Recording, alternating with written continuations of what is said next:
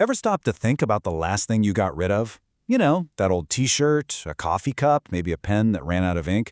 Where did it actually go? Well, today we're going to follow a product on a journey that's probably not what you're picturing at all. So yeah, what really happens to all that stuff? For most of history, the answer was pretty simple and kind of disappointing. But today, there's a much more fascinating and, frankly, a much smarter path an object can take. Okay, so check this out. On the left, you've got the old way, right? The linear path. You make something, you use it, you toss it. It's a one-way ticket straight to a landfill. Super simple, but also incredibly wasteful. But now, look at the right. This is where things get really interesting. See that green arrow that loops back?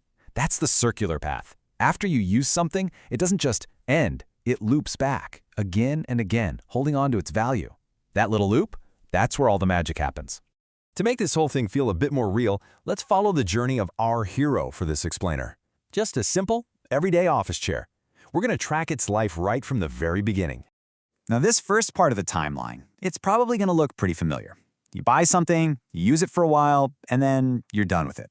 We call these stages the purchase date, its useful life, and its end of use. So let's take a closer look at what those last two really mean. Useful life is pretty much exactly what it sounds like. It's the time you're actually actively using the product. But what's kind of wild is how much this can vary, right? For the plastic wrapper on your lunch, its useful life is, a few minutes? But for something like a fridge or, hey, our office chair, it could be years and years. And that brings us to this really critical moment, end of use.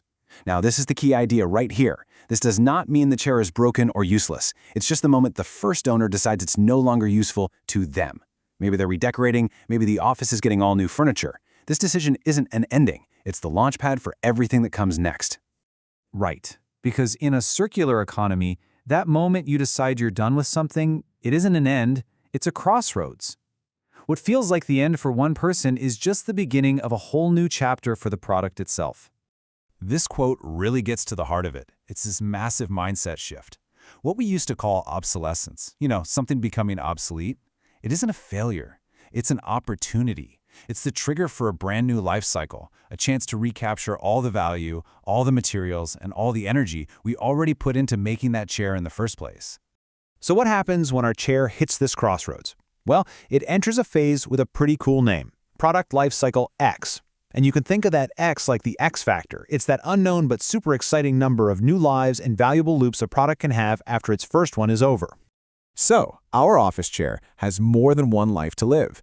It's not just a one-and-done deal. Let's dig into the different paths it can actually take now. So inside this product lifecycle X, there are three main ways we can extend the chair's value: reuse, refurbish, and remanufacture. Now, they might sound kind of similar, but they actually represent very different levels of effort and value. Okay, this table breaks it down perfectly. Let's walk through it. Up top, we've got reuse. This is the simplest, most energy-efficient path. The chair's in great shape, it just needs a new person to sit in it. Easy. Next up is refurbishing. This takes it a step further. It gets inspected, cleaned, maybe a wheel gets replaced. It's tested, it's verified, it works great, but it's not quite like new. And then you have the highest level, remanufacturing. This is a full-on industrial process. The chair is taken apart completely, restored to factory-fresh condition, and it even gets a new warranty. It is literally as good as new, and get this, it saves up to 90% of the energy and materials it would take to build a brand new one from scratch. But okay, let's be real. Nothing lasts forever. After maybe 2 or 3 or who knows, even 10 lives, our chair just can't be used anymore. The parts are just too worn out. But even this isn't the end of its value. It's just the final ingredient in the circular recipe. And there it is, the whole shebang, the complete circular timeline. You've got that first life, then those powerful, value-packed loops of Product Lifecycle X, and only when all of that functional potential is completely used up do we reach the final stage, end of life. So let's be crystal clear about this. End of life is totally different from end of use. End of life means the chair itself can no longer function as a chair. Its value isn't in its form anymore, it's purely in the raw materials it's made from. And those materials now need to be recovered through recycling. So, our heroic office chair is carefully taken apart. Its steel frame gets melted down to become new steel. Its plastic bits are shredded and repelleted to make new components. The fabric is reclaimed. You see? This isn't waste, it's a valuable feedstock.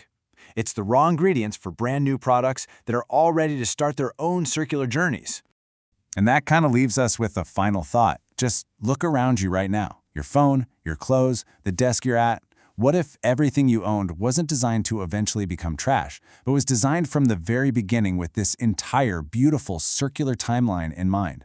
What would that world even look like?